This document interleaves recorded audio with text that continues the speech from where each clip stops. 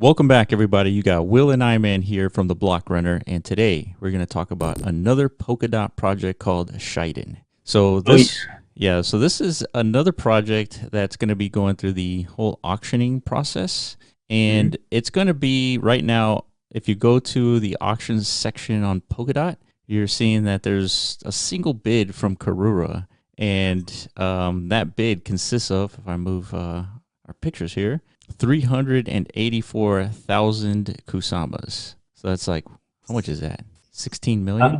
No, dude, it's got to be way more than that. Let's take a moment to find out, dude. Hold on, this is very critical information. So as 384,000 times roughly $400. And we're talking 150 million or so. 150 million, yeah. Yeah, dog. It's pretty crazy. So, I mean, the auction started today, right? This is day one of auction one, June 15th. So as far as I understand it, this is like an open slot, right? Like you could place any of these projects could be placing bids, right? They're all been going through these crowdloading processes to galvanize their community to contribute their Kusama so that they can, secure these spots. So what I think is happening is I think the rest of the pack understands Karura is not to be beat.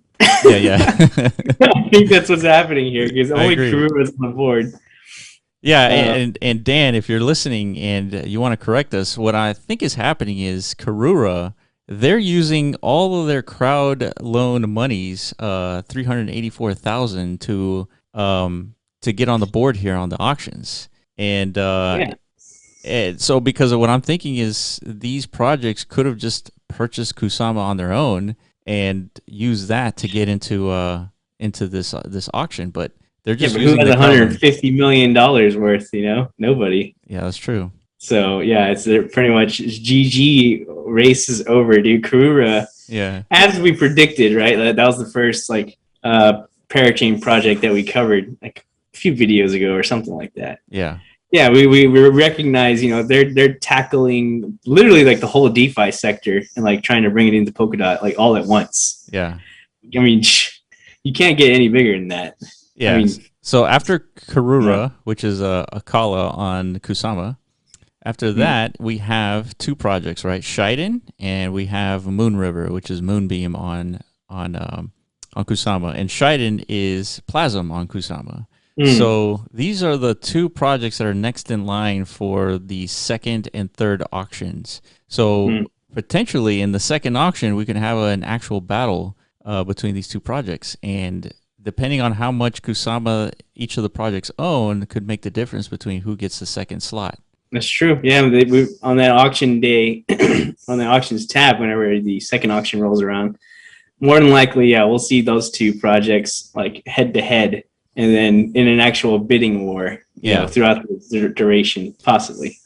Because, I mean, based off of just the crowdloading leaderboard, I guess, there's not many other projects in the same realm. So unless they have, like, insane reserves for whatever reason, then maybe they can also compete for that number 2 slot. So we'll see. But, yeah, this is interesting. So, yeah, it makes sense to cover Shiden or Moon River next, right? Yep. Yeah, I think we're going to be talking about Moon River next. We've mentioned Moon River and Moonbeam before, and I think Moonbeam was like, if I were to be a betting man, we're not a betting man, just like what I think serves like super hardcore value is like Moonbeam. I think it's because I just saw a lot of projects like start claiming, yeah, they're claiming that they're going to utilize Moonbeam as that access point to Polkadot, right? Whenever it's live.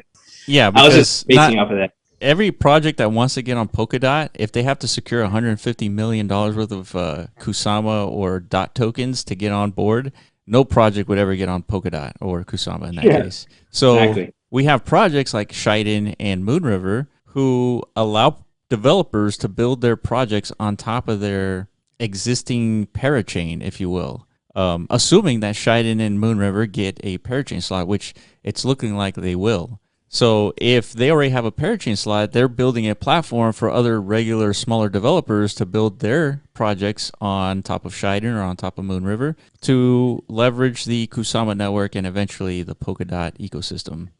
And so yeah, let's figure out what Shiden is doing, and it seems to be focused on a multi-chain DApp. So you and I were having sort of like a little discussion / debate as to what exactly does multi-chain DApp mean. And I think we've come up with one or two ways that this could be explained. Is that if Shiden is a multi-chain DApp, one way that they can kind of leverage that is that they support deploying on multi-chains. Like if a project wanted to deploy on Ethereum and Binance Smart Chain, well, Shiden has those tools to do that. So the other version is if a project wanted to deploy on Ethereum and Binance Smart Chain, that they have some mechanism to deploy them simultaneously with the exact same assets and have some bridging mechanism between the two. So I'm not sure whether it's multi-chain from the perspective of Shiden or is it multi-chain from the perspective of the project itself. Does that make sense? Does that, kind of clear up the differences between what we think could be happening? I'm not sure, dude. Because think about it. Think about it. I mean, this is clearly a dilemma and clearly like a widely used term. Every project's multi-chain now, right? Yeah, it's like a big pursuit, right? Because this is like unlocking, because we've already identified competing against Ethereum is like the last thing you want to do. You want to, if whatever ecosystem you're trying to build outside of the Ethereum ecosystem, the winning strategy is to, play nice with one another. Yeah. You know what I mean? So that means, building these frameworks that allow these Ethereum developers to, extend their usefulness into other ecosystems, right? And so we can have cross communication, cross transferring, all that stuff. Yeah.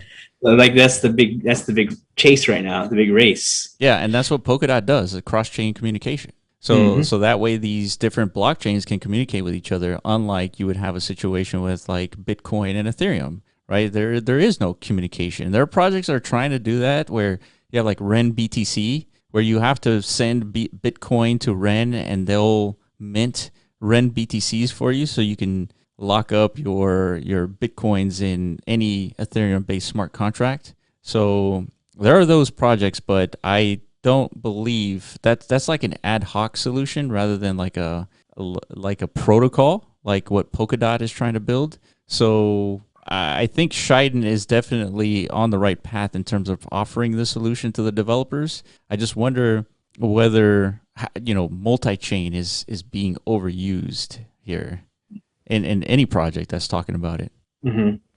So here it goes again, building the premier multi-chain smart contract platform on the Kusama network. So they are leveraging the idea of building bridges to the different Ethereum secret network and Cosmos and so on. So either it's a technology that bridges the different smart contracts platforms, or it's a technology that allows developers to deploy on one platform versus another. So hopefully that clears it up. I mean, because there is a stark difference between the two. Well, isn't that like that second option? Isn't that what's allowing for the bridging to occur? Like by you being but that's the thing. So this identifies exactly what Shiden is doing. If they're building bridges between the two, between all the platforms, I feel like this is what Polkadot is solving, right? I feel like that's what they're solving, is a cross-chain messaging, right? That is their flagship, stance. I don't think so.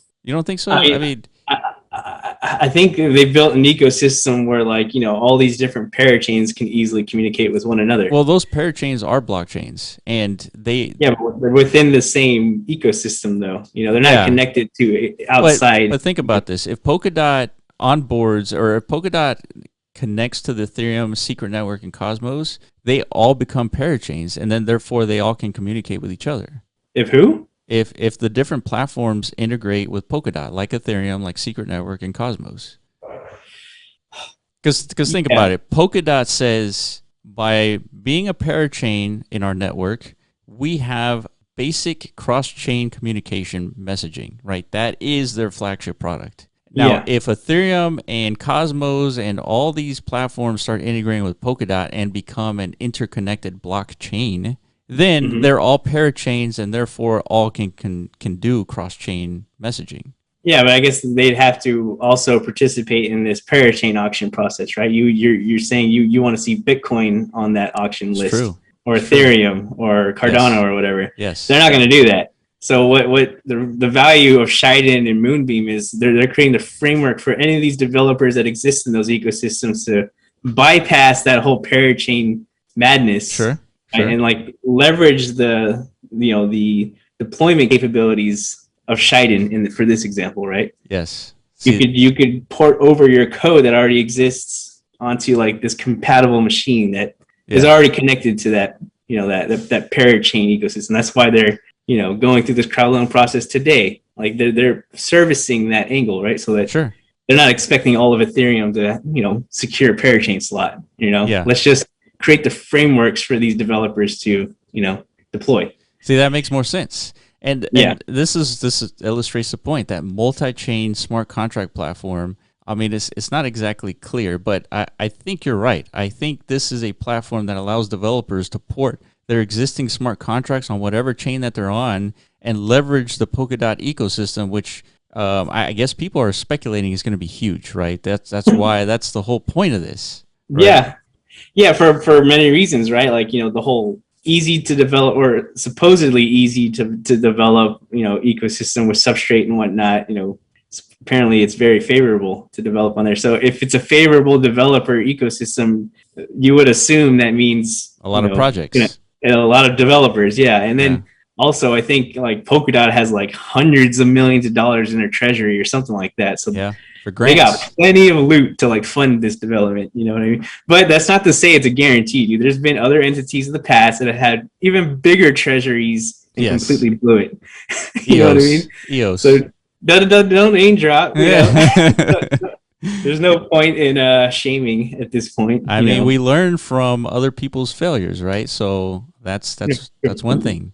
But it is important. Yeah, you can't just like look at a treasury and be like, oh damn, like everything's good. Like it largely doesn't mean anything. Yeah. But it is a nice value add, right? Like if you're a developer, I mean that's your incentive, right? I want to start building Dapps for Polkadot, secure some of these grants, fund my project, et cetera, et cetera. Yes, and Mr. Larimer, if you're watching by any chance, you can come on and discuss the happenings of EOS now that you're back.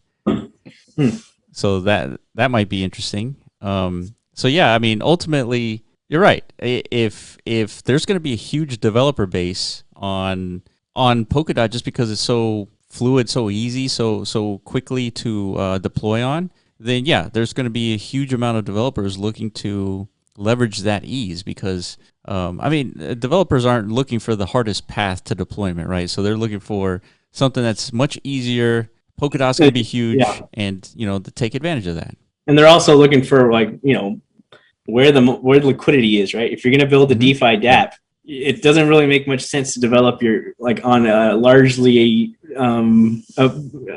desolate ecosystem, right? Like where nobody's going to use it, right? You're looking for these big pockets of like activity. So I mean, if Polkadot's ecosystem is as good as it says it is, like that should mean there's tons of potential liquidity there, up for grabs if you're a developer. Yeah. So yeah, it makes sense, man. Like, I mean, and this is the case for a lot of different chains. Polkadot's not like like alone in this boat. Yeah, that's right. Yeah, there's a lot of craziness going on. That's why like this whole bearish sentiment is like hard to believe in, just because there's just so much craziness going on. There's so much potential, dude. Yeah. Speaking of bearish, I mean, Bitcoin did hit $40,000. So yeah, we're turning it around, dude. So maybe I'm right, dude. Yeah.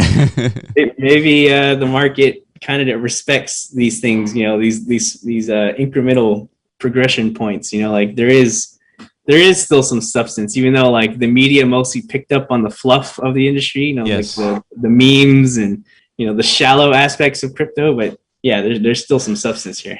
Yeah, it's part of the process of like maturing. So there's the meme phase, and then now there's the development phase, right? Soon after.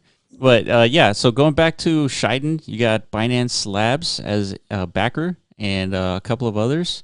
So this is one of those projects that are like really has a huge amount of potential just because any project that services the development community, like those are those are the more valuable projects, right? If you can create a project where others make money, like a developer creating a project and launching it, you're talking about $1 billion idea, $1 billion platform. So Shiden has huge potential there, and competitors like Moon River, same thing goes with them. We'll be talking about them soon and breaking them down. But yeah, at the end of the day, like infrastructure platform type type projects are always the most essential, right, to any ecosystem. So it makes sense that they're getting the most attention and the most demand. So yes, once these are in place, then you're going to start to see like the wacky projects, the NFT marketplaces and potentially metaverses spawning within the Polkadot ecosystem and stuff like that. Yeah.